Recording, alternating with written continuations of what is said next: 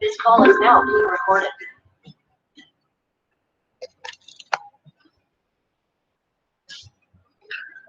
Olá, meus amigos, bom dia a todos. Sejam todos muito bem-vindos ao nosso curso, dessa vez de óptica, né?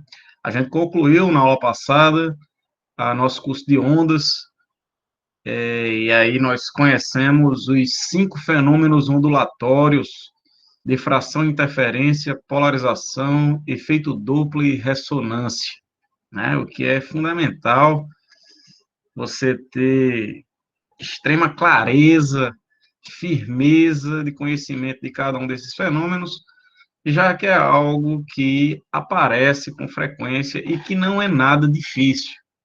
Mas, claro, quando você não domina aquele conhecimento, né, tudo fica difícil, né? Então, hoje nós iniciaremos uma nova jornada, que é a parte de óptica geométrica. Nessa parte, a gente vai trabalhar, basicamente, com a propagação da luz, e nós vamos representar essa propagação a partir de raios, de linhas, de retas, segmentos de retas. E é por isso, ou seja, é basicamente um modelo geométrico, né? Já que nós vamos trabalhar com a representação dessas propagações da luz por segmentos de reta. É por isso que essa parte que a gente vai estudar agora é chamada de óptica geométrica. Não é por acaso, é por causa desse modelo geométrico da propagação da luz, tá? Então, a gente vai dividir a óptica em 5 capítulos, tá?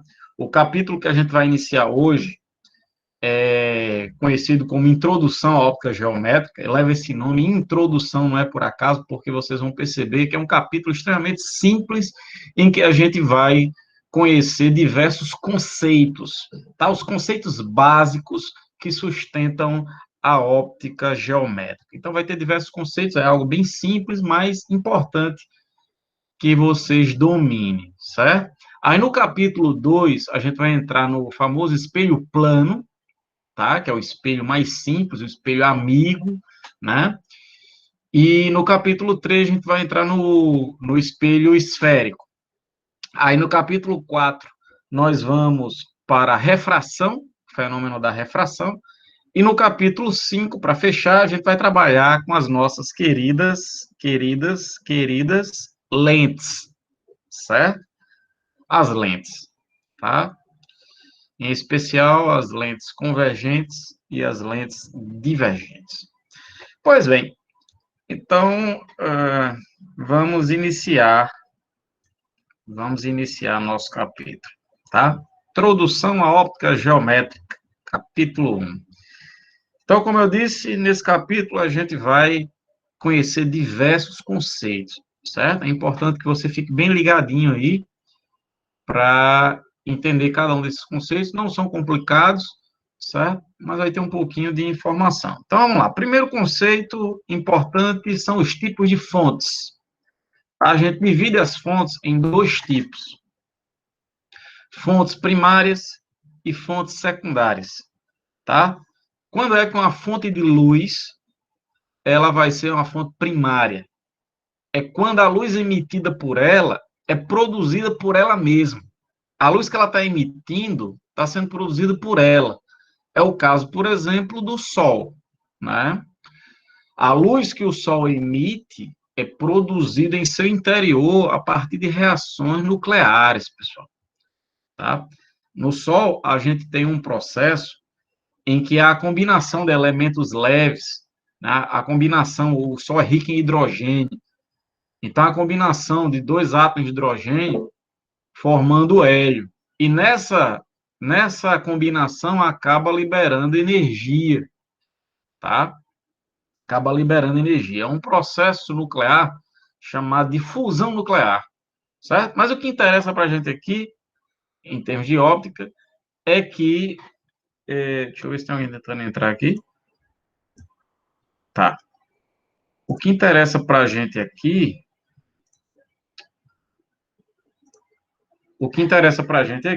é que a luz emitida pelo Sol é produzida por ele mesmo, então o Sol é uma fonte primária. O caso das estrelas, né? As estrelas também emitem uma luz que é produzida, a luz é produzida por elas mesmas, certo? Então, as estrelas também são fontes primárias. E uma lâmpada, detalhe, acesa, certo? A lâmpada acesa, a luz que ela está emitindo, é produzida nela, então, ela é uma fonte primária de luz, tá? As fontes primárias também podem ser chamadas de corpos luminosos, certo? O outro tipo de fonte é a chamada fonte secundária, ou corpos iluminados. As fontes secundárias, elas vão emitir uma luz que não foi produzida por ela mesma. Ela está refletindo a luz que incidiu sobre ela. Alguma fonte primária de luz emitiu a luz, essa luz viajou, se propagou, incidiu nesse corpo, e essa luz foi refletida. E aí esse corpo que refletiu a luz é chamado de fonte secundária, tá? Então, é o caso, por exemplo, da Lua, pessoal. Quando você olha para a luz lá, para a Lua bem brilhante, né, a Lua cheia, uma noite aí bonita de Lua cheia, aquela luz que a Lua está emitindo, ela está, na verdade, refletindo a luz do Sol, tá? O Sol emite luz, essa luz incide na superfície solar e é refletida em direção à Terra. Beleza? Então, a Lua é uma fonte de luz secundária. Outro exemplo de fonte secundária de luz é uma lâmpada apagada, né? Se a lâmpada estiver apagada, você vai lá e desliga a lâmpada, né? E você olha para ela. Se você conseguir enxergar a lâmpada apagada, é porque outra fonte de luz, ao emitir luz e incidir sobre essa lâmpada apagada, essa luz na lâmpada apagada é refletida e aí você enxerga a lâmpada, tá? Que é uma informação importante também de cara que eu já quero passar, que é o seguinte: para você conseguir enxergar alguma coisa, é necessário que a luz proveniente dessa alguma coisa chegue aos seus olhos, tá? Se eu consigo enxergar, por exemplo, esse copo, é porque a luz tá incidindo no copo e a luz é refletida, e ao chegar aos meus olhos, aí eu consigo ver o copo, tá? Tô falando isso porque tem gente que tem problemas. Tem gente que acha que eu enxergo o copo porque a luz sai do meu olho, é tipo um Robocop, né? O Superman, né? Que emite no desenho animado luz a partir dos olhos. Não é nada disso, né? Você não enxerga as coisas porque a luz sai do seu olho, incide em alguma coisa e volta ao seu olho. Não é isso. Na verdade, a luz de alguma fonte primária, como essa lâmpada acesa aqui, a luz incide no copo e é refletida aos meus olhos. E aí eu consigo enxergar o copo, certo? Pois bem, então tem que tomar cuidado com a lâmpada. Se ela estiver acesa, fonte primária. Se ela estiver apagada, fonte secundária de luz. Alguém tem um comentário sobre isso? Alguma dúvida? Tá claro até aí? Tudo bem? Fonte primária e fonte secundária, nosso primeiro conceito de hoje, tá? Ok. Então vamos para o segundo conceito de hoje. Vamos para frente. Com relação às dimensões da fonte, a gente classifica em fonte extensa ou fonte pontual, tá? As definições de fonte extensa e pontual são relativas. O que é que significa? Muitos conceitos na física são relativos. O que é que significa um determinado conceito ser relativo? Alguém tem uma ideia? Por exemplo, a velocidade de um corpo é relativa, né? A posição de um corpo é relativa. Muito bem, William. Dizer que algo, um conceito físico, uma grandeza física é relativo, significa que ele é caracterizado a partir de um determinado referencial, né? Ele depende de um referencial. Então, para a gente dizer que uma fonte é extensa ou pontual, vai depender do referencial adotado. Pode ser que para um determinado referencial, aquela mesma fonte seja pontual, mas para outro referencial, aquela mesma fonte seja extensa, tá? Então, por exemplo, para vocês entenderem bem essa diferença entre fonte pontual e fonte extensa, tá? Ao observar uma lâmpada aí no seu quarto, tá? Você vai conseguir observar diversos pontos de luz provenientes dessa lâmpada. Então, para você que consegue observar a luz vindo de diversos pontos da lâmpada do seu quarto, isso significa que essa lâmpada, no seu referencial, para você que está aí no quarto, ela é uma fonte extensa, tá? Porque você consegue notar a luz vindo de diversos pontos. Já se a gente pegar essa mesma lâmpada e colocar bem distante de você, e você for observá-la, você vai observar como se todos os raios luminosos viessem de um único ponto. E aí, essa lâmpada para você agora, essa mesma lâmpada, vai parecer ser uma fonte pontual. Ela vai ser uma fonte pontual para você, tá? Outro exemplo, o caso do Sol, tá? Para a gente que está aqui no planeta Terra, o Sol para a gente é uma fonte extensa. Por quê? Porque a gente consegue perceber raios provenientes do Sol de diversos pontos, né? Ao longo do seu corpo, né? Do Sol. Então, para a gente, o Sol é uma fonte extensa. Mas se a gente observar o Sol a partir de um ponto fora do sistema solar, certo? A partir de um ponto bem distante do Sol, a gente vai olhar o Sol como se fosse apenas um pontinho, como se todos os raios luminosos provenientes do Sol viessem apenas daquele ponto. Então, para esse referencial, que está bem distante do Sol, o Sol vai ser uma fonte pontual, certo? Então, tem que tomar cuidado com o referencial que está sendo adotado. Tranquilo? Beleza? Para determinar se a fonte é extensa ou se é pontual. Então, esse é o nosso segundo conceito, os tipos de fontes com relação às suas dimensões, tá? Se é fonte pontual ou fonte extensa. Tudo bem, todo mundo aí? Vamos para o terceiro conceito de hoje. Vamos lá. Então, vamos classificar as fontes de luz também quanto ao tipo de luz emitida. Eu posso ter fontes que emitem apenas uma frequência de raio luminoso, tipo uma cor apenas, tipo um laser vermelho, um laser azul, um laser verde.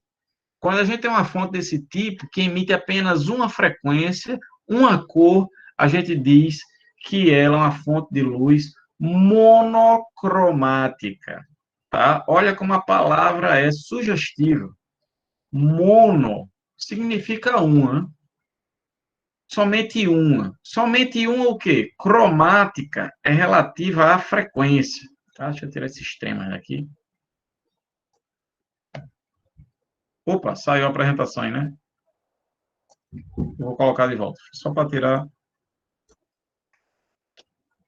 isso aqui, peraí. A apresentação. Uma janela. Aqui. Pronto. Foi? Pronto. Então, se o laser ele vai emitir apenas uma cor, apenas uma frequência, ela vai ser uma fonte de luz monocromática, certo? Cromático, pessoal, é relativo à frequência. Então, monocromático é que tem apenas uma cromática, frequência, tá? Então, esses casos aí, como um laser vermelho, um laser verde. Já uma luz poli significa o quê? Vários. Cromático, frequência. Então, várias frequências, tá? É uma luz de várias frequências, tá?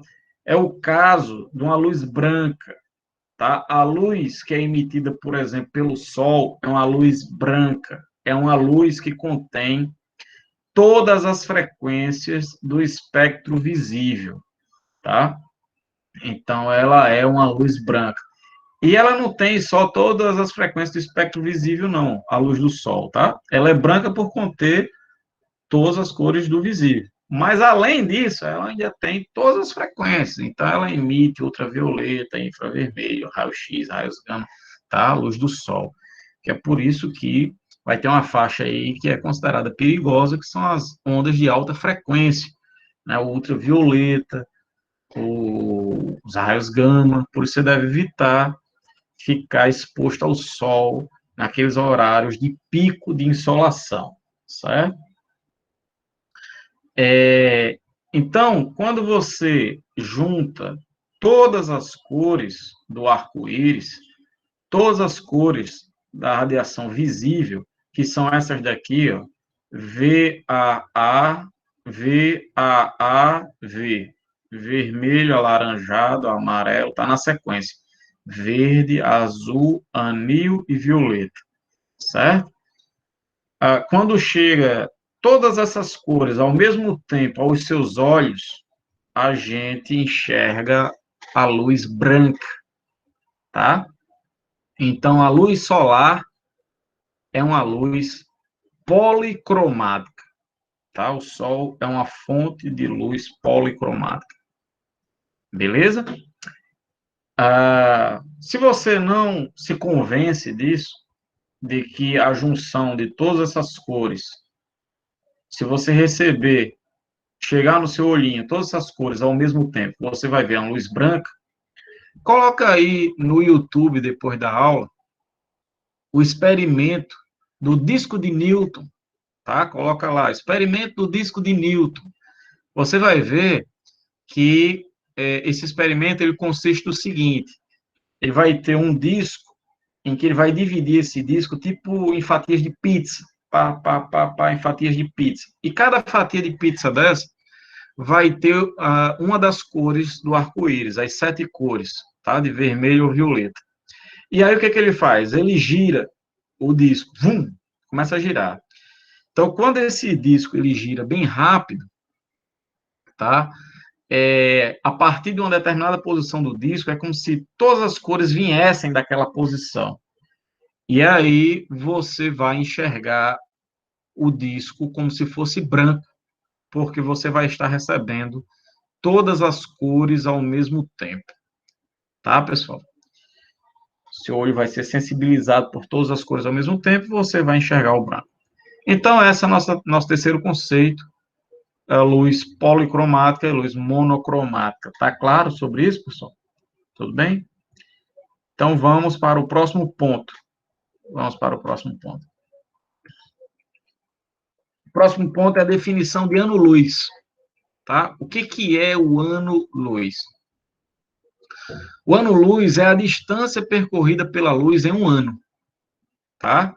Cuidado, pessoal, que como o nome é ano-luz, né? Aí tem gente que olha para isso aqui e acha que ano-luz é uma grandeza temporal, né? Por ser ano-luz, uma grandeza de tempo, o tempo para alguma coisa, né?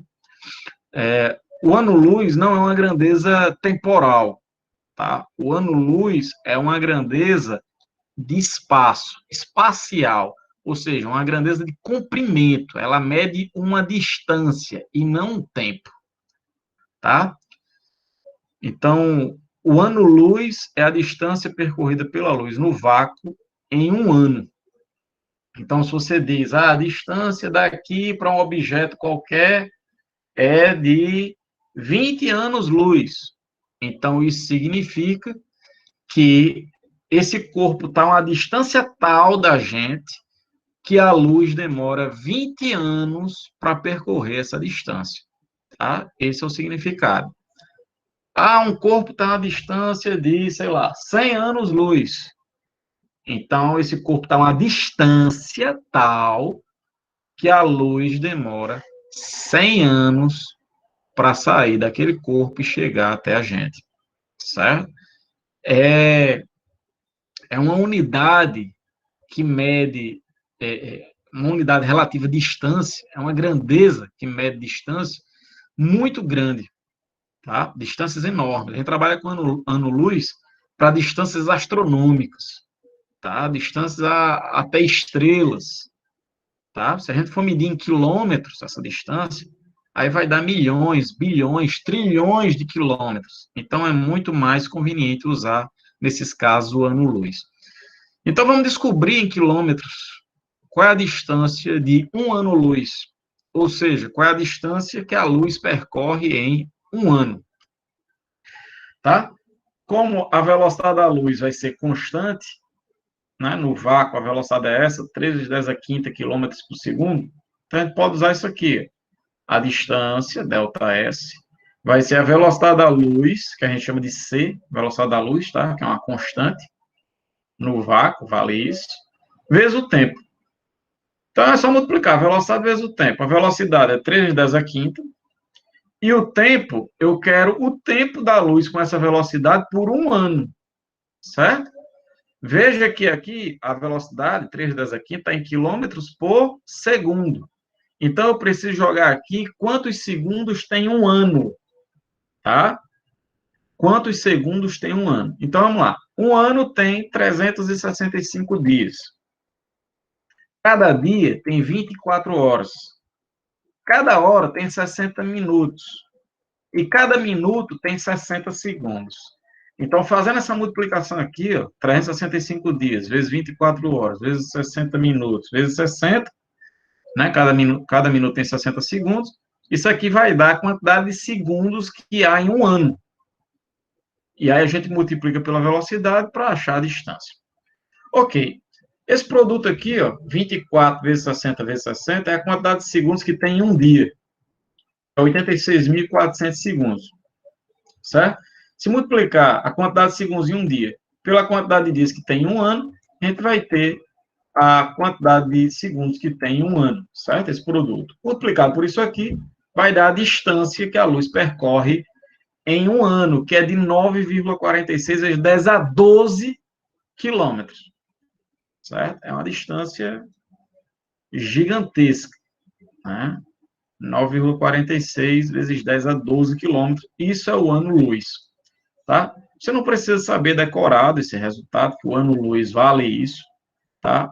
Até porque se cair no Enem e precisar fazer alguma conta relativa ao ano-luz, ele vai dar essa taxa de conversão do ano-luz para quilômetro, tá? Isso aqui, geralmente, o Enem dá. O que ele, mas não é nem, o que geralmente é cobrado é a ideia, é que você entenda o que é o ano-luz, tá? Por exemplo, ele vai dizer assim, que tem uma determinada estrela que está a uma distância da Terra de 20 mil anos-luz. E aí ele vai perguntar para você o que é que isso significa, tá? Essa estrela está a uma distância de 20 mil anos-luz. Então, essa informação corresponde a uma distância, primeira coisa. Não vai dizer que corresponde a um tempo, certo? Corresponde a uma distância. É muito comum nas alternativas ele colocar, corresponde a um tempo, tá? Não, corresponde à distância que a luz percorre em que intervalo de tempo? Em 20 mil anos, tá? Então, essa estrela está a uma distância tal da Terra que a luz emitida por ela há 20 mil anos atrás só chegou agora, tá? E tem estrelas aí bem mais distantes do que essa distância de 20 mil anos, tá? De maneira tal que tem... você pode estar à noite observando a luz de uma determinada estrela que nem exista mais, porque a luz que você está recebendo por ela agora foi emitida há milhares de anos atrás. Pode ser que ela emitiu a luz veio viajando esse tempo todo, e enquanto ela ainda estava viajando para chegar ao seu olho, a estrela já tenha morrido e a luz continuou viajando até que só chegou agora até os seus olhos e você lá observando a estrela que nem existe mais, tá? É por isso que quando você olha para o céu, você enxerga o passado das estrelas. A gente não enxerga as estrelas como elas são agora. A gente enxerga as estrelas como elas eram há alguns milhares de anos atrás, dependendo da distância que essa estrela esteja. Por exemplo, no caso do Sol, quando você olha para o Sol, não olhe nunca diretamente para o Sol, tá, pessoal? Que pode produzir pode causar danos à sua visão, certo? Mas ao observar o Sol, a parte da Terra, a gente não enxerga o Sol como ele é agora. A gente enxerga o passado do Sol, como ele era nesse intervalo de tempo necessário para que a luz saia dele e chegue aos nossos olhos. Esse intervalo de tempo é cerca de 8 minutos, tá? Então, a gente enxerga o Sol com um atraso de 8 minutos, como ele era 8 minutos atrás. Você estiver andando na rua, meio-dia, né? Aquela insolação da mulinga, e de repente, digamos que por um ritual de magia negra, o Sol se apague, ele morra, ele colapse, ele deixe de existir, certo? Estou fantasiando aqui essa hipótese. Você iria continuar vivendo sua vida normalmente por 8 minutos, como se o Sol ainda estivesse lá. Depois desses 8 minutos, iria simplesmente ocorrer um apagão geral, como se fosse noite, do dia para a noite, assim, virou a chave. O Sol iria apagar, você ia perceber isso apenas depois de 8 minutos, que é o tempo necessário para que a luz chegue do Sol até a Terra, tá? Então, a distância do Sol à Terra é de 8 minutos-luz. Entendeu aí o que eu disse? Do mesmo jeito que existe o ano-luz, a gente pode colocar aqui o minuto-luz, tá? Então, o Sol está na distância da Terra de 8 minutos-luz, tá? Que é a distância, né, para que a luz percorra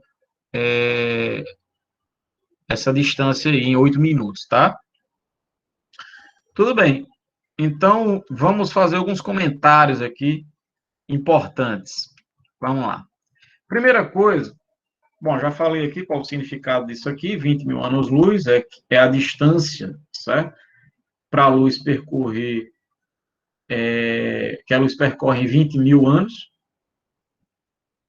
Outro comentário importante é o seguinte, no vácuo, qualquer frequência da luz, ela vai ter a mesma velocidade de propagação, que é essa daqui. Essa velocidade de 3 vezes 10 oitavas metros por segundo é a mesma para todas as frequências da luz, seja infravermelho, ultravioleta, raio-x, raios gama, o visível, micro-ondas, ondas de rádio, não importa. Todas elas, no vácuo, se propagam com a mesma velocidade. 3 vezes 10 oitavas metros por segundo. Isso aqui é bom saber, viu? Decorada a velocidade da luz. No vácuo. Que, inclusive, é a velocidade máxima que a luz pode ter, tá? A velocidade máxima da luz é essa, no vácuo. Cadê o vácuo? Aqui, no vácuo. Certo? Em meios materiais, como a água, o vidro, o plástico, tá? O ar, a luz vai se propagar com a velocidade menor do que isso aqui. No ar, a velocidade é praticamente igual à velocidade no vácuo. Por isso que muitas vezes a gente vai considerar no ar 3 vezes 10 oitavas metros por segundo também. Mas a rigor, saiba que no ar a velocidade da luz é um pouquinho menor do que 3 vezes 10 oitavas, que é a velocidade no vácuo, certo? E aí, pessoal, em meios materiais, como eu falei, na água, no vidro, no plástico e por aí vai, em meios transparentes, em meios que a luz possa se propagar, a velocidade da luz vai ser menor que no vácuo e cada frequência vai ter uma velocidade diferente. Olha isso. No vácuo, todas as frequências têm a mesma velocidade. Agora, em meios materiais, cada frequência tem uma velocidade diferente. Tá? A velocidade de propagação é maior para aquela luz ter uma frequência menor. Tá? Deixa eu desenhar isso aqui para vocês entenderem mais facilmente. Por exemplo, no caso do visível, o que, que a gente tem no visível? No visível, a gente vai ter isso aqui, ó. V, A, A, V. A, A, V. Então, começa aqui no vermelho, alaranjado,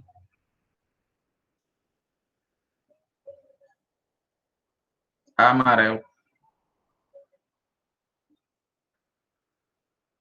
verde, azul, anil e violeta, tá? Isso aqui são as 7 cores do visível e na ordem, tá? A ordem crescente da frequência é essa daqui, ó.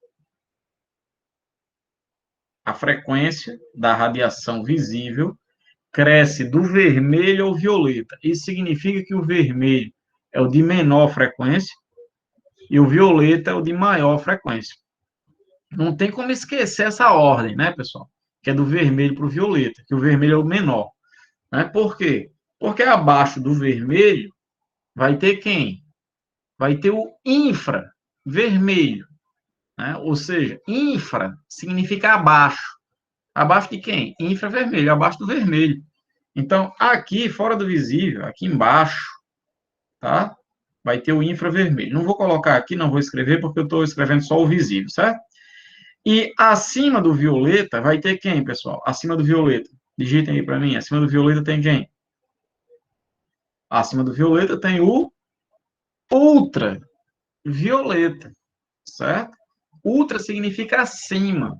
Acima de quem? Violeta, tá? Então, para ajudar a lembrar quem é que do visível tem a maior frequência e do vermelho quem tem a menor frequência, certo? E o que é que vai ter abaixo do visível, que é abaixo do vermelho, infravermelho, e o que é que vai ter acima do visível, que vai ser acima do violeta, que é o ultravioleta, certo? Tem que criar essas conexões mentais aí para lembrar mais facilmente, tá? E é por isso que eu faço questão também de fazer o VAA, VAA, que é para você criar um método de lembrar a sequência aí das cores, certo?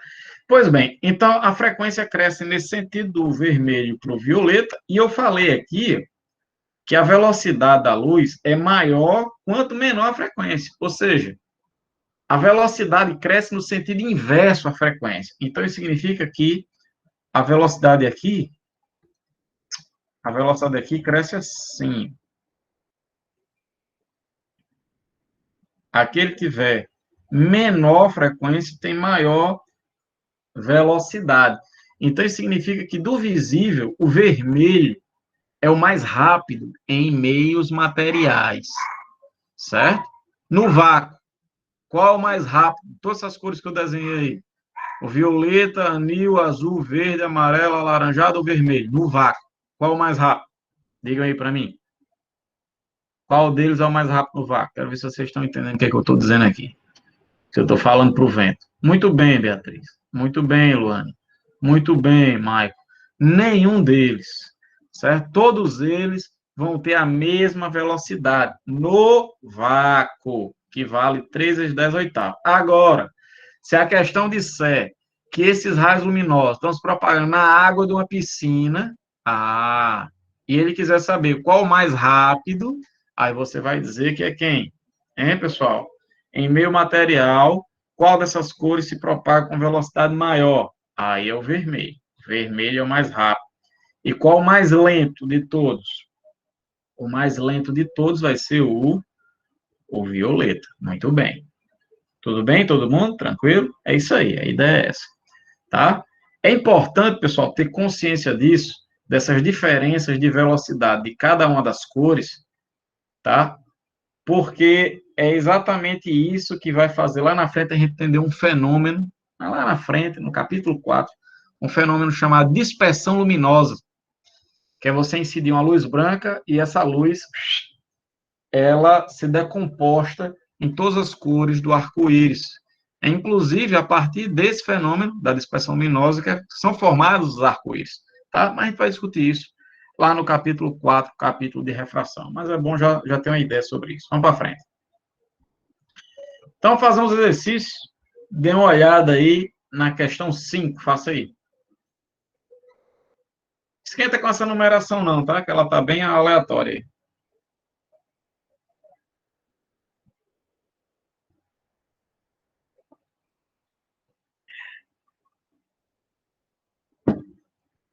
Tá? Essa numeração ela vai ser numeração da lista de exercícios que eu vou postar lá no Google Classroom, certo?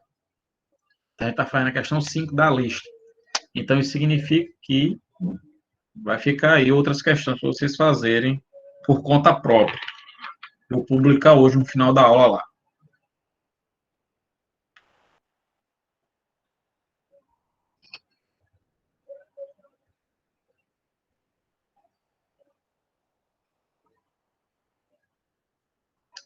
Laísa está perguntando o que significa filamento, tá? Filamento, Laís, é aquela parte da lâmpada, né? Por exemplo, da lâmpada incandescente, aquela parte central, onde há um fio bem fino, por isso que é chamado de filamento, tá? Uma peça de metal bem fina, que geralmente é de tungstênio na lâmpada, que ao esquentar emite o brilho, tá? Se você não conseguir visualizar o que eu disse, coloca aí no Google filamento que você vai ter, no Google Imagens, você vai ver o que é. Show. E aí, vocês acham que é que letra? Vocês acham que é a letra D de dado? Vamos lá. Então, o filamento de uma lâmpada, tá? Como eu já expliquei, é aquela parte que vai ser aquecida e esse aquecimento vai ocorrer de forma tão intensa a ponto da lâmpada se tornar incandescente. O que é um corpo ser incandescente? É que ele foi aquecido ao ponto de emitir luz, tá? É isso que acontece com o filamento da lâmpada incandescente. Então, como a gente viu, pessoal, a gente tem que tomar muito cuidado com lâmpadas, né? Porque ela pode ser uma fonte primária ou secundária. Vai depender se a lâmpada está acesa ou apagada, certo? Então, é por isso que a resposta é a letra D. Ela pode ser uma fonte de luz secundária, que é o caso quando ela está apagada, a gente vai visualizar a lâmpada apagada, porque outros raios luminosos estão incidindo sobre a lâmpada e ela está refletindo uma luz que não foi emitida por ela. Agora, quando ela está acesa, aí a gente passa a emitir a luz emitida por ela mesma, aí ela passa a ser uma fonte de luz primária. Beleza, pessoal? Então, no caso, o filamento só fornece energia. Eu não entendi muito bem. O filamento recebe energia da rede, certo? A lâmpada vai estar ligada na sua rede elétrica da sua casa, de forma que vai passar uma corrente elétrica por aquele filamento da lâmpada. Essa corrente elétrica, ela vai produzir o aquecimento do filamento. Isso é um efeito chamado de efeito Joule, tá? Que a gente vai ver no curso de eletromagnetismo, que eu vou fazer com vocês mais na frente, o curso de eletricidade. E a partir desse aquecimento do filamento, ela se torna incandescente, ela passa a emitir luz, certo? Deixa eu ver aqui o que, é que vocês estão digitando aí, que vocês estão digitando muita coisa, eu não estou acompanhando, não. Deixa eu ver aqui. Que a energia térmica. Isso. O William está dizendo aqui que viu no curso de eletricidade que a energia térmica vira. Não é que a energia térmica vira energia luminosa, tá, William? O que acontece aí é a energia elétrica se transforma em parte em energia luminosa e em parte em energia térmica, tá? O Michael está perguntando aqui, quando aquece o filamento, produz a luz. Exato. A gente vai aquecer. Se você pegar uma barra de ferro, você pega uma barra de ferro e esquenta, esquenta, esquenta, esquenta, esquenta, vai chegar um ponto que você vai notar que ela parece estar mais avermelhada. E quanto mais você aquecer, mais incandescente aquela barra vai ficar. É isso que acontece com o filamento da lâmpada incandescente. Ela passa a emitir luz devido ao fato de ser muito aquecida, certo? É por isso que as lâmpadas incandescentes, pessoal, elas não são muito efetivas. Elas não têm grande eficiência, porque 90% da energia para a lâmpada incandescente funcionar é só para aquecer o filamento. 10% é usado, de fato, para iluminar o ambiente.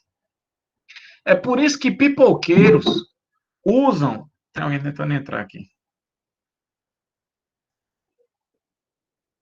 É por isso que, eu não sei se vocês já notaram, que pipoqueiros usam lâmpada incandescente lá junto da sua pipoca lá, né?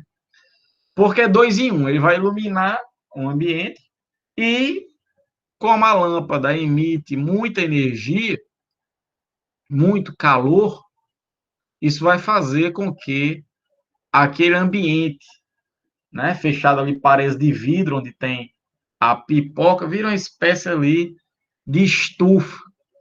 A lâmpada emite aquela energia fica presa, aquele calor fica preso ali, fazendo com que a pipoca se mantenha quentinha, certo?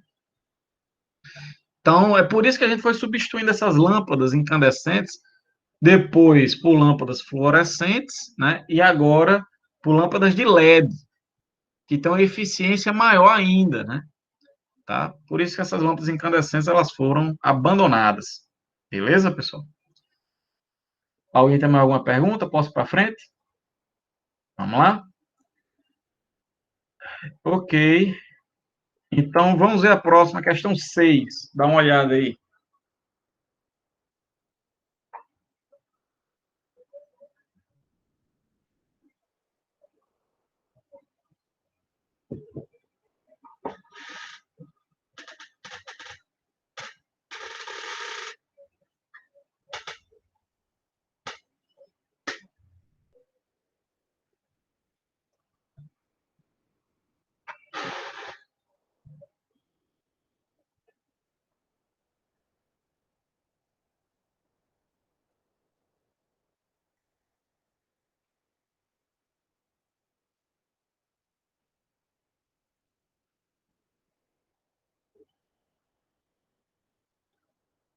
Laísa, Luana, Gabriel, acha que é a letra C.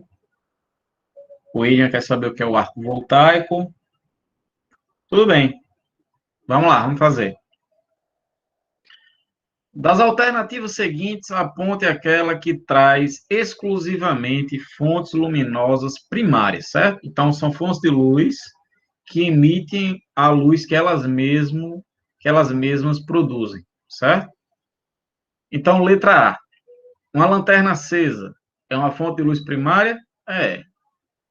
Um espelho plano é uma fonte de luz primária, pessoal? Sim ou não? O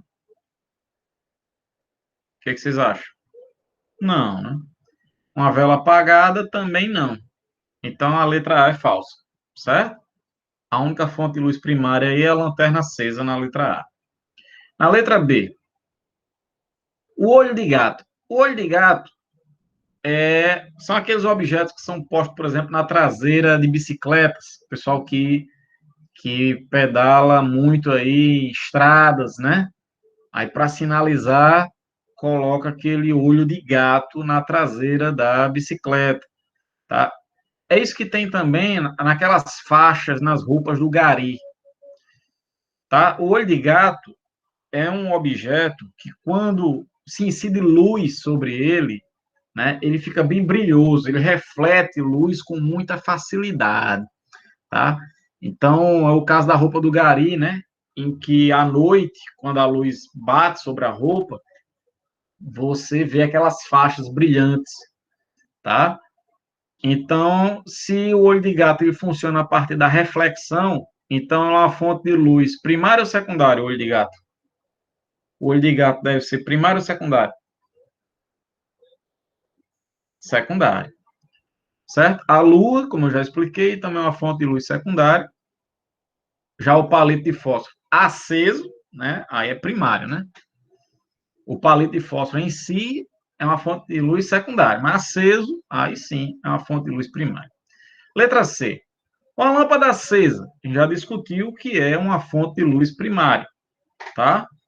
O vagalume aceso também é uma fonte de luz primária. O vagalume é uma fonte de luz secundária, mas quando ele está aceso, né? Aí sim, ele é uma fonte de luz primária. E a pergunta de William, o que diabo é o arco voltaico? O arco voltaico, William, é, vamos dizer assim, uma das primeiras lâmpadas, uma das primeiras fontes de luz construídas pelo homem, tá? Como é que é construído o arco voltaico? Imagine dois cilindros de carvão, duas barras de carvão, tá? E aí você pega essas duas barras de carvão, liga um fio em cada uma e liga esses fios na tomada. Não faça isso em casa, certo? Não faça isso, beleza? Mas vamos acompanhar aqui na imaginação. Você pega duas barras de carvão, liga um fio em cada uma, e a outra ponta do fio de cada uma você liga nos polos da tomada, no fase e no neutro. Quando você fizer isso, você vai fazer com que cada barra de carvão tenha um potencial elétrico diferente. Existe uma diferença de potencial elétrico entre as barras. Quando você aproxima essas barras de carvão uma da outra, a gente observa que a uma determinada distância entre elas acaba saindo uma faísca de uma barra para outra, tá? Há uma descarga elétrica. Nessa descarga elétrica que há entre as barras de carvão, essa descarga ioniza o ar. O que é ionizar um meio? É fazer com que os elétrons dos átomos que constituem esse meio, eles saltem para camadas mais externas, tá? E aí, quando esses elétrons voltam para a camada original, essa volta ocorre com emissão de luz, tá? Então, resumindo, vamos lá. Passei muita informação agora. O que é ionizar um gás? É você excitar esse gás, fazer com que seus elétrons, ao receberem energia de alguma fonte, pode ser uma fonte térmica, uma fonte elétrica, tá? Como é o caso aí, uma descarga elétrica, ao receber essa energia, seus elétrons saltem para camadas mais externas. Só que, naturalmente, esses elétrons voltam para a camada original. Essa volta, pessoal, ela sempre ocorre com a emissão de luz, tá? E aí, o arco voltaico ele vai ficar brilhante. É isso que acontece, por exemplo, ao longo de uma tempestade, quando há um raio, tá? Vai ter uma descarga elétrica, essa descarga elétrica vai ionizar o ar em sua volta, ou seja, os seus átomos vão ser excitados dos gases presentes na atmosfera, esses elétrons vão saltar para camadas mais externas, quando volta, emite luz, e aí a gente enxerga o relâmpago, que é aquele brilho que é emitido, certo? Então é algo parecido, tá? Tudo bem aí, William? Então, se o arco voltaico ele vai emitir luz devido a essas descargas elétricas, então isso significa que ele é uma fonte de luz primária, tá? Então, todos os itens da letra C são fontes de luz primária. Tranquilidade? Beleza? Lógico que o arco voltaico não foi ele tinha que ser substituído, né, por uma lâmpada, no caso, na época, incandescente, né? Porque quais eram as desvantagens do arco voltaico? Primeiro, o consumo de energia super elevado, e segundo, que a iluminação não era uniforme. Imagine você ler um livro à base de um arco voltaico. Tem a descarga e ilumina. Aí, daqui a pouco não ilumina mais. Então, ficava uma intensidade luminosa variável, muito variável, né? Então, ficava complicado você fazer atividades que precisassem de uma luz uniforme. Deixa eu ver uma pergunta aqui que digitaram aqui, deixa eu ver. Pergunta de Beatriz. Professor, o que é esse fio aquecido ao rubro? Como assim? Fio... Ah, sim, a letra D, né? Ah, tá. Beleza, vamos lá. Então, vamos ver a letra D. Letra D, o planeta Marte. Pessoal, qualquer planeta é uma fonte de luz secundária, tá? Você vai enxergar no céu, por exemplo, Vênus, a partir da reflexão da luz proveniente do Sol. A luz do Sol incide sobre o planeta, reflete e chega aos seus olhos aqui na Terra. E aí você vai conseguir enxergar um determinado planeta. Então, qualquer planeta vai ser uma fonte de luz secundária, tá? Uma parede, independentemente da cor, né? Claro, se for uma cor clara, melhor ainda, que ela vai refletir mais facilmente, mas ela vai ser uma fonte de luz secundária. Ela não vai emitir luz própria, tá? E o fio aquecido ao rubro, que você perguntou aí, pessoal, é um fio incandescente, tá? Como o caso lá do filamento da lâmpada, tá? E o filamento da lâmpada, quando ele está incandescente, ele está emitindo luz, então é uma fonte de luz primária, tá? Então, esse exemplo aqui do meio, da letra D, o fio aquecido ao rubro, significa que ele foi aquecido ao ponto de se tornar incandescente, tá? Ele ficou avermelhado ao rubro, tá? Então, ele é uma fonte de luz primária, tá? Beleza? Um vídeo de uma TV em funcionamento é uma fonte de luz primária, né? A tela de uma TV, quando ela está em funcionamento, né? É primária. O sol é uma fonte de luz primária, mas a lâmpada apagada é uma fonte de luz secundária. Beleza, pessoal? Mais alguém tem uma pergunta aí? Tudo bem? Tranquilidade? Podemos ir para a próxima? Vamos lá? Dê uma olhada na próxima questão. Questão da Olimpíada Paulista de Física. Faça aí. Essa questão não está na lista, por isso que eu coloquei ali extra.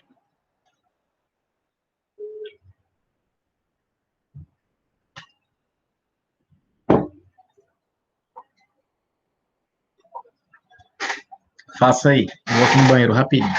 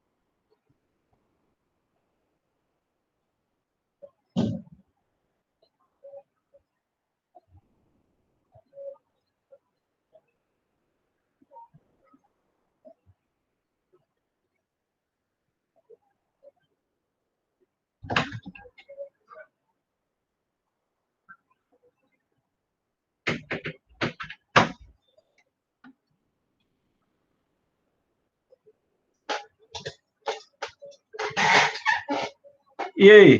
Marcaram letra E? É isso? Todo mundo marcou letra E?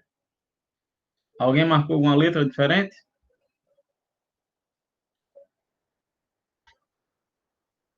Alguma outra letra? Não? Ok. Então vamos fazer a questão da Olimpíada Paulista de Física. Diz assim: durante a aula, o professor tecia considerações sobre a reflexão, a absorção, a reemissão e a transmissão da luz que incidisse sobre uma superfície. Patrícia, que ouvia atentamente a explanação, fez a seguinte pergunta ao professor: o que ocorreria se o fenômeno da reflexão deixasse de existir?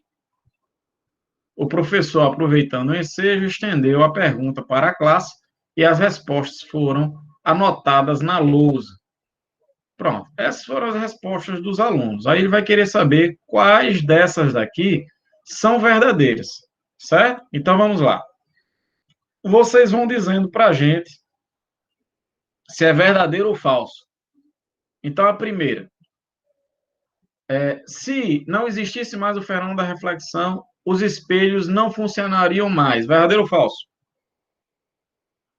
Verdadeiro, né? O espelho ele funciona baseado no fenômeno da reflexão.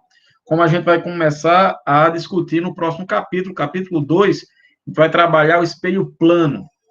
E aí a gente vai aprender a construir imagens no espelho plano. Você coloca um objeto na frente do espelho, como é que é a imagem desse objeto no espelho e como é que a gente traça essa imagem? A gente vai traçar raios que vão incidir no espelho e vão ser refletidos, tá? E aí a gente vai ver como é que a gente faz isso, mas é a partir do fenômeno da reflexão, beleza? Então, sem a reflexão, os espelhos não funcionariam mais. 2. Não poderíamos mais ver as flores nem a vegetação. Verdadeiro ou falso? Verdadeiro, né?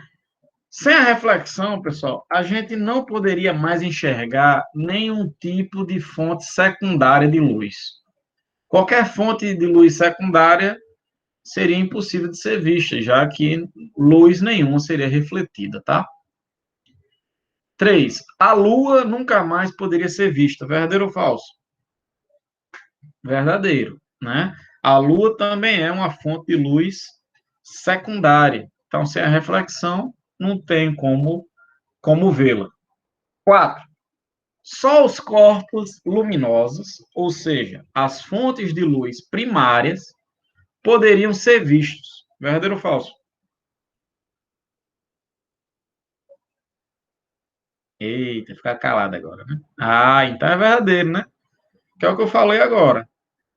Sem a reflexão, a gente não vai conseguir ver nenhuma fonte de luz secundária, tá? A gente só vai conseguir ver as fontes de luz primárias, porque aí da primária não tem jeito, a gente vai receber luz dela. Os nossos olhos vão receber a luz vinda das fontes primárias, mas nossos olhos não vão receber a luz proveniente de fontes secundárias, porque não há mais luz vindo dela, já que não há reflexão. Tá claro isso, pessoal? Tudo bem? Então, todas são corretas. Letra B de bola. Tranquilidade? Show. Então, para frente. Vamos lá. Vou mostrar para vocês agora os tipos de meios, tá? Eu mostrei os tipos de fontes.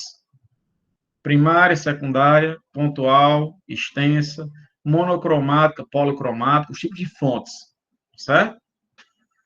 Agora eu vou mostrar os tipos de meios de propagação que a luz vai poder ter. Vamos classificar aqui 3 tipos. Primeiro, transparente. O meio transparente é um meio como esse daqui, ó, em que a luz, ao atingir nesse meio, ela não perde a, a regularidade de propagação. Veja que os raios vêm aqui, ó, paralelos, e eles continuam paralelos, tá? A trajetória se mantém regular em termos dos raios não perderem esse paralelismo, beleza? A consequência de você enxergar alguma coisa a partir de um meio transparente é a nitidez. Você vai ver os objetos com bastante nitidez, beleza? É o caso do ar, beleza? Você vai ter um meio transparente.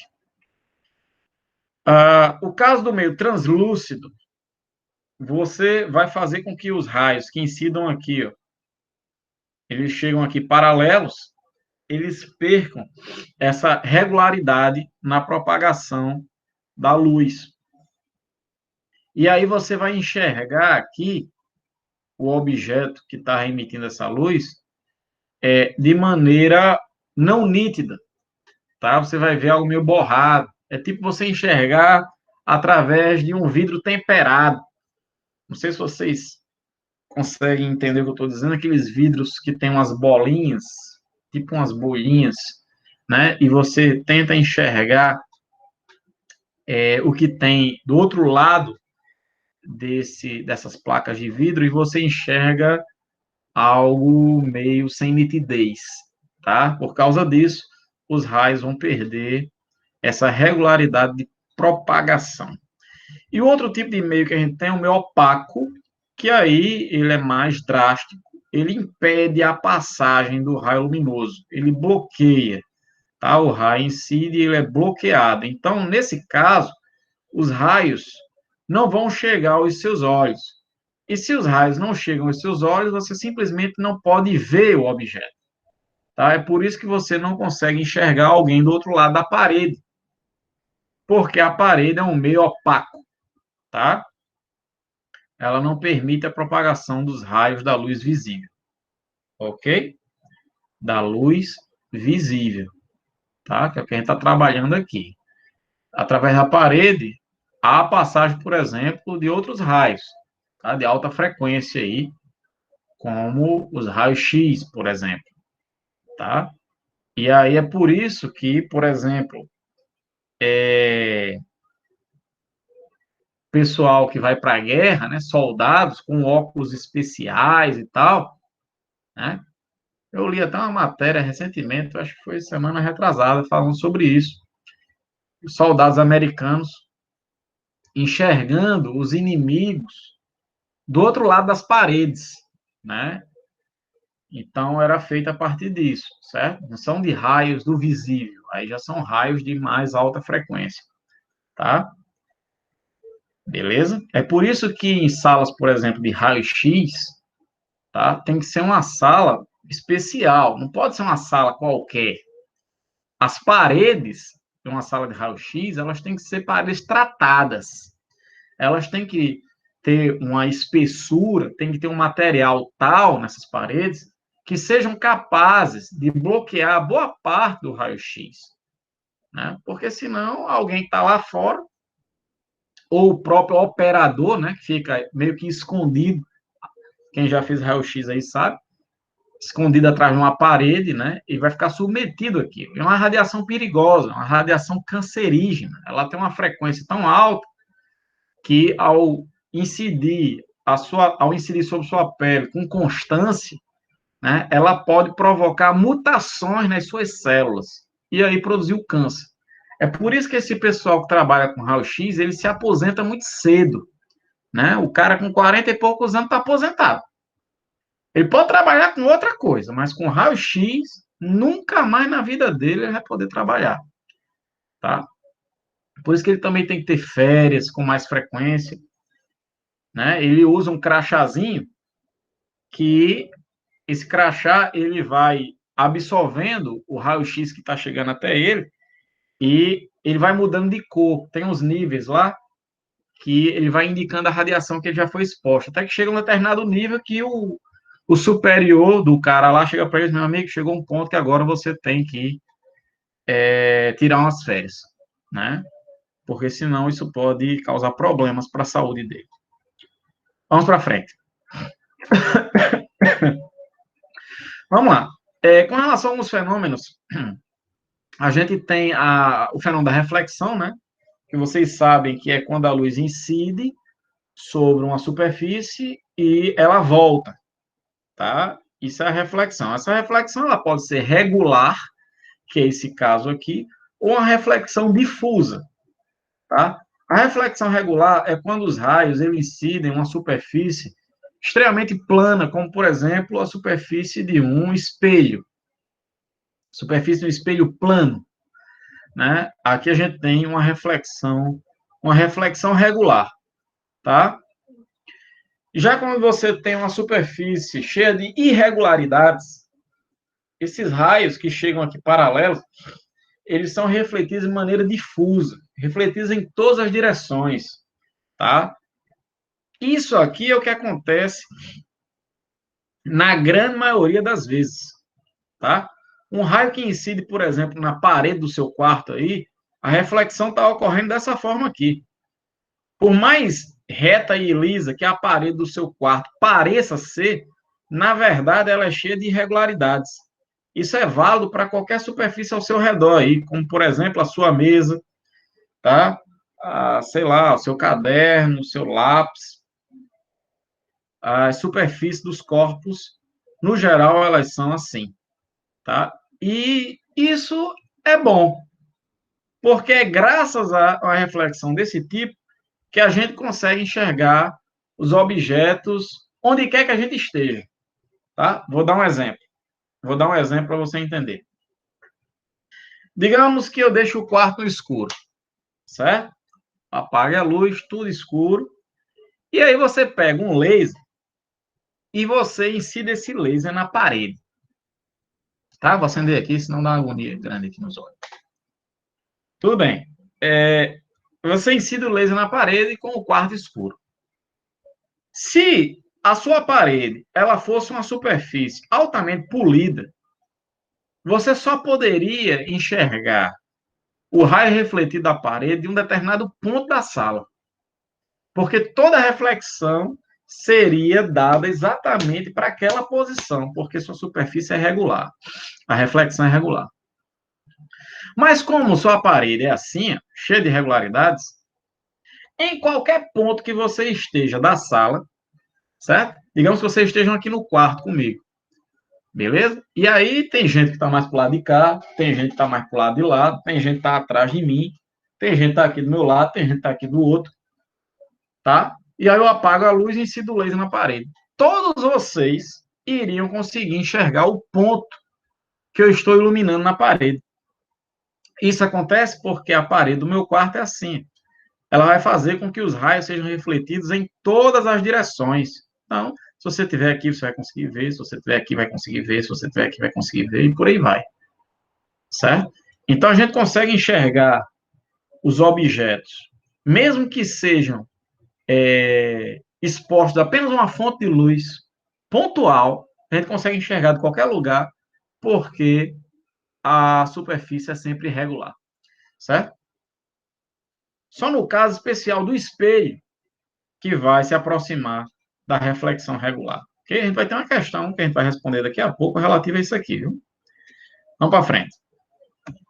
A refração, pessoal, é quando a luz incide na interface entre dois meios, por exemplo, aqui, ó, meio 1, digamos que é o ar, meio 2, a água, certo? Os raios incidem aqui e eles passam para o outro meio. Isso é a refração, tá? Aí eu pergunto a vocês já, vamos ver se vocês lembram que a gente viu em ondas. Se a onda aqui mudou de meio, a luz veio do meio 1 para o meio 2. Qual é a característica da onda que tem que mudar mesmo, hein? Quando ela muda de meio? Qual é a característica da onda que só depende do meio, hein? Quem é que lembra? É a velocidade. Muito bem. Então, quando ele muda de meio, há uma mudança de velocidade. Tá? A consequência disso, quando ele incide assim, obliquamente, é um desvio. Veja que a luz vem aqui e ela acaba sofrendo um desvio. Certo? No próximo capítulo, a gente vai estudar melhor como é que esse desvio ocorre a partir de uma lei da óptica chamada de Lei de Snell-Descartes. A gente vai ver isso no próximo capítulo, certo? Mas já é bom saber que quando a luz incide assim obliquamente, inclinada de um meio para outro, ela acaba sofrendo um desvio, tá? Essa mudança de meio da luz é chamada de refração. Quando ela muda de meio, há uma refração, uma mudança na velocidade. Bom, essa refração ela pode ser regular, que é esse caso aqui, os raios permanecem paralelos, ou pode ser uma refração difusa também, certo? Em que os raios incidem, se a superfície, imagina a superfície de um lago bem agitado, você bate na superfície, tá? Aí os raios vão ser refratados aqui de maneira bem difusa. Mas aqui a gente vai trabalhar basicamente com essa situação aqui, que é a refração regular, tá? E o último caso é da absorção. Os raios incidem, tá? E a gente tem uma superfície aqui opaca, então os raios não passam, não há refração, e os raios acabam sendo absorvidos aqui. Imagine, por exemplo, uma folha de papel preta, negra, tá? Uma superfície negra. Os raios incidem e são absorvidos, tá? O preto, ele tem uma dificuldade maior de refletir, ele absorve os raios com maior eficiência, tá? Mas, de maneira geral, quando um raio atinge a superfície, a interface entre dois meios, tá? Vão ocorrer três fenômenos. Parte da luz vai ser refratada, parte da luz vai ser refletida e parte da luz vai ser absorvida, tá? Os três fenômenos, tá? Dependendo da situação, vai ocorrer com mais intensidade um dos fenômenos do que o outro, mas no geral deve acontecer isso. Vamos para frente. E aí, o coração da aula de hoje é isso aqui, tá? Para a gente fechar a aula de hoje, como é que se dá a cor de um corpo? Né? Por que que um corpo parece azul, outro parece vermelho, outro parece verde? O que é que dá a cor a um corpo? A cor de um corpo está relacionada à frequência da radiação refletida por ele. Se ele parece azul, é porque ele é capaz de refletir radiação na faixa do azul. Ah, ele parece verde, então ele reflete o verde. E por aí vai. Tá? Por exemplo, você incide uma luz branca sobre uma parede que eu pintei aqui de azul, certo? Então, o que, que vai acontecer? Essa parede, ela vai refletir apenas o azul. Ela absorve todas as outras cores, tá? Então, ao refletir o azul, quando chega no seu olhinho aqui, ó, você vai ver a parede azul, tá? Ah, eu pintei a parede, em vez de incidir luz branca, eu incidi luz azul. Ora, se essa parede só reflete o azul, então você vai continuar vendo o azul. Então, numa parede que você pintou de azul, ela vai parecer azul quando você incide luz branca ou quando você incide luz azul, certo? Agora, se você incide luz verde nessa parede, como ela só reflete o azul, então não vai ter nada para refletir, porque ela é verde. Na luz branca, não, tem todas as cores aqui, lembra? Policromática. Tem o vermelho, o alaranjado, o amarelo, o verde, o azul, o anil, o violeta. Tem todas aqui. Então ela vai poder refletir o azul e absorver as outras. Aqui não, é monocromático, só tem o verde, não tem azul. A parede só reflete azul, então não reflete nada, o verde é absorvido, e aí você não vai receber raios provenientes da parede, ela vai parecer negra, vai parecer escura. A parede vai ter aparência escura para você. Beleza, pessoal? Se a parede for branca, precisa de luz branca, o branco ele reflete todas as cores, certo? Vai refletir todas as cores. Minha câmera foi desligada? Minha câmera desligou sozinha, não sei porquê. Mas vocês continuam me ouvindo aí, não? Vocês estão me ouvindo? Então, né? Então, vou continuar aqui, tá? Beleza. Então, olha, deixa eu tirar aqui o cabo e botar de novo, só para ver se liga. Vamos ver se liga. Ok. A luz branca, pessoal, ela tem todas as cores do arco-íris. Ela vai incidir aqui sobre a parede branca e o branco reflete todas as cores. Então, ela vai refletir a luz branca. Ou seja, um objeto branco, ele vai parecer branco quando você incide luz branca, tá? Porque ela reflete todas as cores.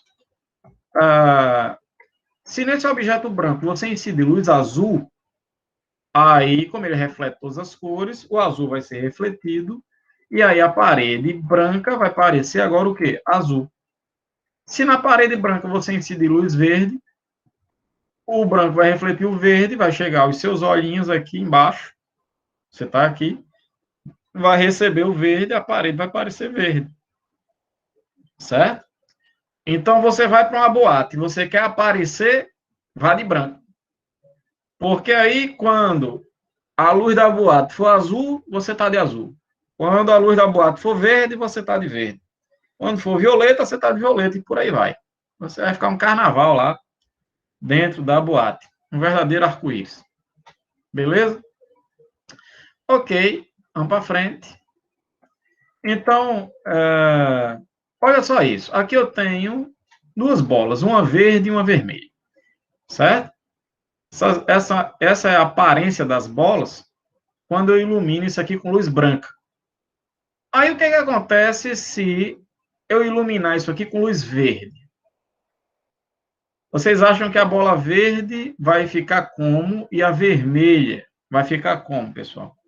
O que vocês acham? Qual vai ser a aparência de cada uma das bolas, da verde e da vermelha, quando eu iluminar com luz verde?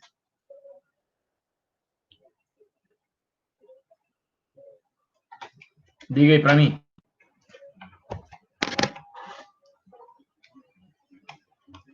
Bom, o verde, a bola verde, reflete o verde, certo? A bola verde reflete o verde. Se eu estou iluminando com verde, então ela vai continuar verde, certo? Que ela vai refletir o verde. Agora, o vermelho, a bola vermelha, só reflete o vermelho. Se eu estou emitindo luz verde, então isso significa que a bola vermelha vai parecer escura. Então a gente vai ter isso aqui, certo? Agora, se em vez de iluminar com luz verde, se eu iluminasse com luz vermelha, opa, já dei a resposta. Se eu iluminar com luz vermelha, aí a bola vermelha vai refletir o vermelho e a bola verde vai parecer escura. Então vai ficar assim, ó. Olha a diferença. Aqui com luz verde e aqui com luz vermelha. Tá claro isso, pessoal? Deu para entender aí? Tudo bem, todo mundo? Show de bola? Show de bola. Legal. E aí vem uma pergunta clássica, né? Por que que o céu é azul? Já que a gente está falando da cor dos corpos, né? Por que é que o céu parece azul para a gente, pelo menos em grande parte do dia, né? Ao entardecer, quando o sol está se pondo, parece mais avermelhado, mais alaranjado, mas na maior parte do dia parece mais azulado. Então, por que que o céu é azul? O céu é azul, pessoal, devido ao seguinte: a luz do sol, vocês sabem que é uma luz branca. Ela contém todas as cores do arco-íris. Quando ela atinge a atmosfera, as partículas da atmosfera espalham esses raios, tá? Só que esse espalhamento, ele cresce com a frequência. Ou seja, o espalhamento é maior para ondas de mais alta frequência do visível. E aí eu pergunto a vocês, qual é a cor do visível que tem maior frequência? Qual é a cor do visível que tem a maior frequência de todos? Muito bem, é o violeta. Então, o violeta é a radiação visível que é mais espalhada no céu. E por isso o céu para a gente deveria ser violeta. A gente deveria visualizar o céu violeta. Mas por que que a gente não vê? Porque a sensibilidade dos nossos olhos é diferente para cada uma das cores. Os nossos olhos têm mais facilidade de ver uma cor do que outra. E uma das cores que a gente tem mais dificuldade de ver é exatamente o violeta. Por quê? Porque o violeta está no limite da nossa capacidade visual. Ele está lá no final do espectro do visível, né? Ali quase entrando no ultravioleta. É por isso, a gente tem tanta dificuldade de ver o violeta, que é por isso que quando você vai, por exemplo, numa boate, e tem aquela luz negra, aquela luz violeta, quando você enxerga, você bate o olho naquilo ali, fica concentrado naquela luz, você já sente um incômodo no olho, porque você acaba forçando a visão de ser sensibilizado por aquela luz, que é o nosso limite de capacidade visual. Então é por isso que a gente acaba enxergando a próxima cor, o anil azul, e aí a gente acaba enxergando o céu dessa forma. Certo? Tudo bem, pessoal? Show! Então, vamos fazer uma questãozinha para fechar por hoje. Dá uma olhada aí nessa questão 12. Faça aí, para a gente fechar.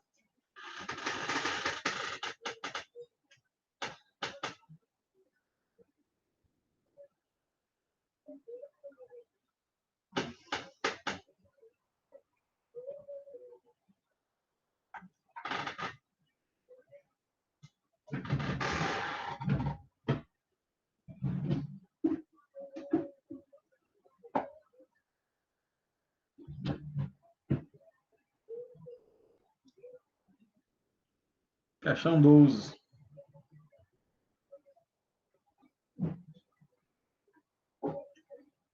E aí? Letra B. B de bola. Vamos lá, vamos fazer. Um jarro pintado de cor clara pode ser visto de qualquer posição do interior de uma sala devidamente iluminada. É aquilo que eu acabei de discutir com vocês, pessoal. Lembra aquele exemplo que eu falei de uma sala escura? E aí vocês estão comigo nessa sala, eu pego um laser e emito esse laser num ponto da parede e vocês conseguem enxergar o ponto iluminado na parede de qualquer ponto da sala. Por que isso acontece? Porque a reflexão na parede ocorre de maneira o quê? Difusa. Qualquer superfície dos corpos são superfícies irregulares, pessoal. Então, a reflexão ocorre em todas as direções. Então, você vai procurar uma alternativa que fale algo a respeito disso. E o que diz isso é a letra B, de fato. O jarro difunde grande parte da luz que recebe, porque sua superfície é cheia de irregularidades, a reflexão é difusa. Então, letra B de bola. Beleza? Então, pessoal, por hoje é isso. Essa foi a nossa primeira aula de óptica. Eu espero que vocês tenham gostado, que tenha sido proveitosa. Esse capítulo é relativamente simples, mas igualmente importante. Então, vamos vê-lo com bastante cuidado, fazer bastante exercício. Agora, eu vou colocar uma lista de exercícios lá no Google Sala de Aula para vocês. E vamos em frente nessa jornada aí pela óptica. Espero que vocês tenham gostado. Um abraço a vocês e até a próxima. Valeu, pessoal.